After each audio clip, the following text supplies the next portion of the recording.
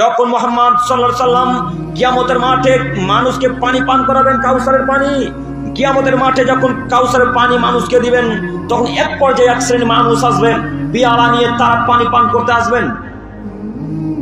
তারা পানি পান করতে যখন আসবেন, তখন একদিক থেকে আওয়াজ এসে বলবেন, মুহাম্মদ সাল্লাল্লাহু আলাইহি সাল্লাম, এদেরকে পানি দিতে হবে না, এদেরকে পানি দিতে হবে না। কেন? আপনার মৃত্যুর পরে এরা বেদাত চালু করেছিল, আপনার মৃত্যুর পরে এরা বেদাত চালু করেছিল, আপনার বিধানের উপরে মাতাব্বরি করেছিল। আরে আপনি এক বিধান দিয়ে এসেছেন, এরা আর একটা বিধান চালু করেছে। আপনি বলে এসেছেন এক, এরা আর একটা বিধান চালু করেছে। আরে আপনি বলেছেন 5 ওয়াক্ত সালাতের পর মুনাজাত করা লাগবে না, এরা 5 ওয়াক্ত সালাতের পর হাত তুলে মুনাজাত করা শুরু করেছে।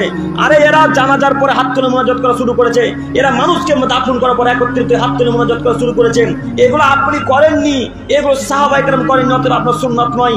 এইগুলো আপনার মৃত্যুর পরে এরা মাতাব্বরি করেছে, এগুলো আপনার মৃত্যুর পরে এরা নিজে নিজে বাড়িয়েছে, অতএব তাদেরকে আপনি পানি দিবেন না। তখন আল্লাহ নবী বলবেন, সুহকান সুহকান, যাও এখান থেকে বেরিয়ে যাও, যাও এখান থেকে বেরিয়ে যাও, তোমরা এখান থেকে বেরিয়ে যাও। যারা বেদাত করেছে তাদেরকে আল্লাহ রাসূল হাঁকিয়ে দিবেন, যারা বেদাত করেছেন তাদেরকে পানি পান করাবেন না। আপনাকে আমি কি দিয়ে বুঝাই বেদাতীদের শাস্তি কত কঠিন, আপনাকে আমি কি দিয়ে বুঝাই বেদাতীদের শাস্তি কত কঠিন। তাদেরকে পানি দিবে না, যদি পানি না পায় ফলাফল জাহান্নাম নিশ্চিত, জাহান্নাম যেতে হবেই। যারা রাসূলের বিধানকে উপেক্ষা করে চলে, যারা আল্লাহর বিধানকে উপেক্ষা করে চলে, তারা জাহান্নামে যাবেই, কোন মায়ের বেটা ঠেকাতে পারবে না। আব্দুল করিম ভাই, এখন আমি জান্নাত যেতে চাই, ভুল করে বেদাত করে ফেলেছি, এখন কি করব? আব্দুল করিম ভাই, আমি শিরক করে ফেলেছি, এখন আমি কি করব? জি, পথ আছে, এখন আল্লাহর কাছে ভিক্ষা চাইতে হবে। আল্লাহ তুমি বড় দয়াবান, তুমি বড় ক্ষমাবান, তুমি বড় রহমান। আল্লাহ আজকের পর থেকে জিন্দেগিতে বেদাত চালু করবো না, জিন্দেগিতে বেদাতি কাজকর্ম করবো না। আল্লাহ অতএব তুমি আমাকে ক্ষমা করো। আল্লাহ জিন্দেগিতে শিরকি কাজকর্ম করবো না, তুমি আমাকে ক্ষমা করো। এই বাক্য বলে যদি মৃত্যুবরণ করতে পারেন তো ক্ষমা হবে ইনশাল্লাহ।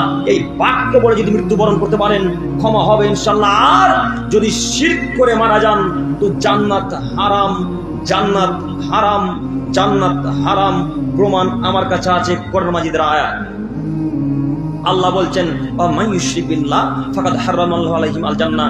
আদমের ছেলেমেয়ে, তোমাদের মধ্যে যদি কোনো মানুষ শিরক করে মারা যায় তাহলে তার জান্নাত হারাম, তার জন্য জান্নাত হারাম, তার জন্য জান্নাত হারাম।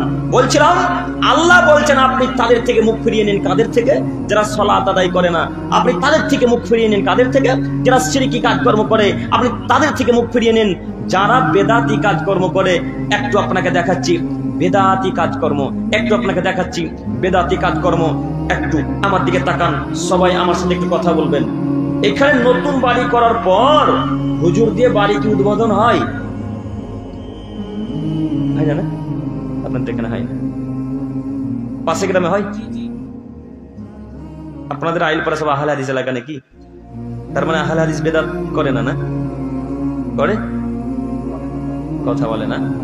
আপনারা একটু কথা বলেন না গো, ভয় লাগছে নাকি গো? খুব কম, আলহামদুলিল্লাহ। সম্ভবপর চেষ্টা করবেন বেদাত জিন্দেগিতে করবো না ইনশাল্লাহ, ইনশাল্লাহ।